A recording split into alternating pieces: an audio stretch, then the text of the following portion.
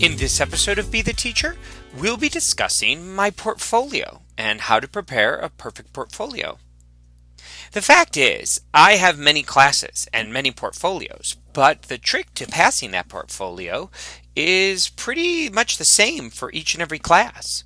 For this particular episode, I'm going to use my senior film class, but trust me, the advice that I'm going to give you would apply to any class, whether you're in my acting class, my script writing class, my English class, or, of course, my senior film class. Everything is posted online, so right now you have both the Marking Period 1 checklist and the Marking Period 1 rubric on my website. Both of these can be used to create your perfect binder. This is the portfolio work status form. I try to make it look the same for each and every one of my classes. If you look at the tables below, each table represents a section of your classroom portfolio / classroom binder, and you should have a divider for each section listed on the checklist with a tab identifying that section. I always break the binder down into different tables. In other words, each one of these tables below here represents a section of the binder, and it has the assignments that need to be in that section and the order that I hope to see. There's also a space for you to begin planning. You can say whether you have an assignment or whether you don't have an assignment. If you have an assignment, great, you're all set. Just put it in that section and put it in order.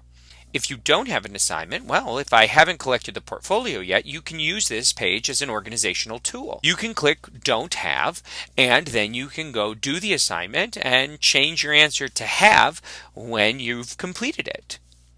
So here for the film class, you can see the 4 sections that I expect to see. You can also see the different assignments that I expect to find in each of those sections. That's pretty much it. I mean, the only thing I would suggest is that you make sure the assignments are done, you make sure the assignments are revised if they're super messy, and that you make sure the items are once again in order. Remember, if the problem is just that something is wrinkled, my handy dandy tip is to either scan it with a CamScan app on your phone or to photocopy. When something is wrinkled, if you photocopy it or scan it, it tends to look brand new once you print it out again. Now, remember, each portfolio checklist tends to have 2 sides. There's just that much stuff that we do during a marking period. So here you can see some of the other sections that are required for your portfolio.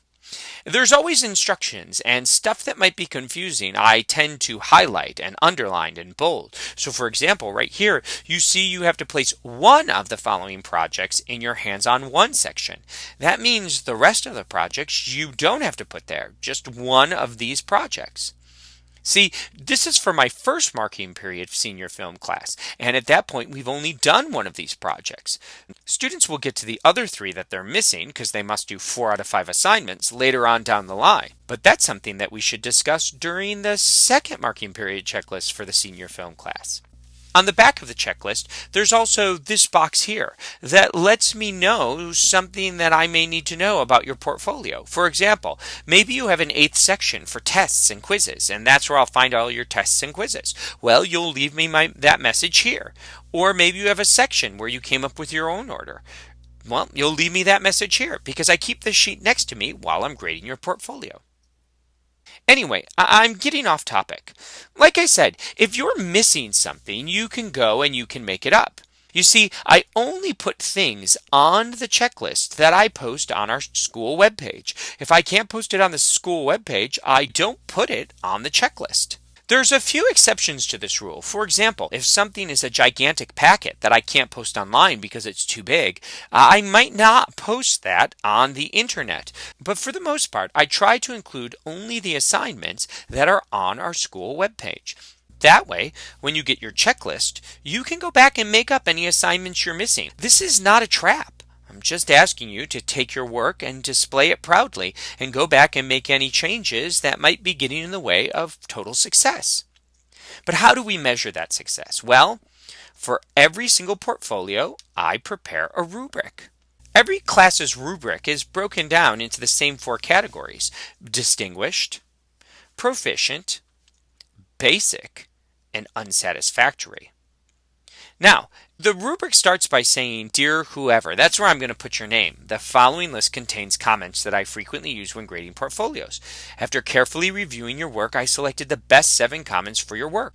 I limited my comments to 7 that specifically apply to your work, and I assure you that I spent a great deal of time customizing this sheet to your work. Please take time to read these comments as I took time to review your work. And that's the truth. I really take a long time with each and every portfolio. And I am going to pick the comments that are best for you. Now, many times people want to be distinguished, and I can understand that.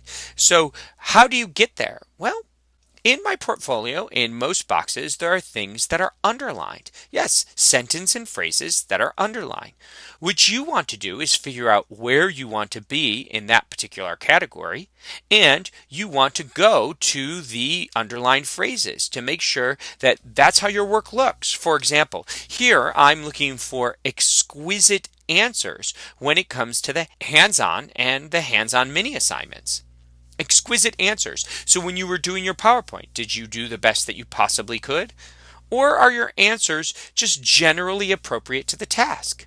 Hey, listen, proficient is a great category. That may be where you want to be. And if so, I underline words that will help you get there.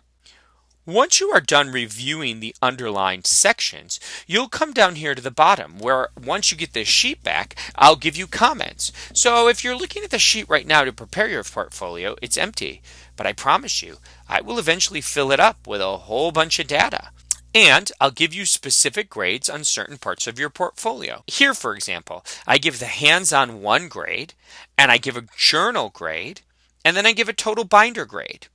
Usually the total binder grade is the total grade for all the different sections of your binder, while the journal grade and the hands-on grade are here for this particular class are just a grade for those 2 assignments.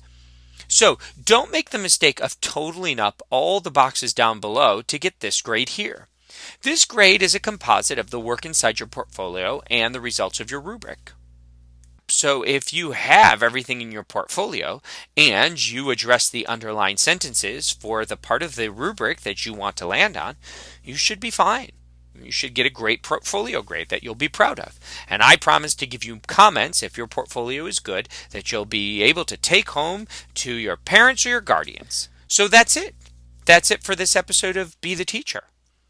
In this episode, I told you how to use the rubric to get the greatest portfolio grade ever. And I told you how to use the checklist, both to leave me information that I need to know about your portfolio and to use as an organizational tool when you're getting together assignments that may be out of order or missing. And I also told you how to use our class webpage to download assignments that you may be missing. And that's it. That's it for this episode of Be the Teacher. Soon I'll be giving you the date when your portfolio is due. And when I take it, I will use the checklist that I've assigned your class and the rubric to grade you. I hope you do a great job because I know that I want you to be successful. Well, that's it for this episode of Be the Teacher, and I'll see you next time.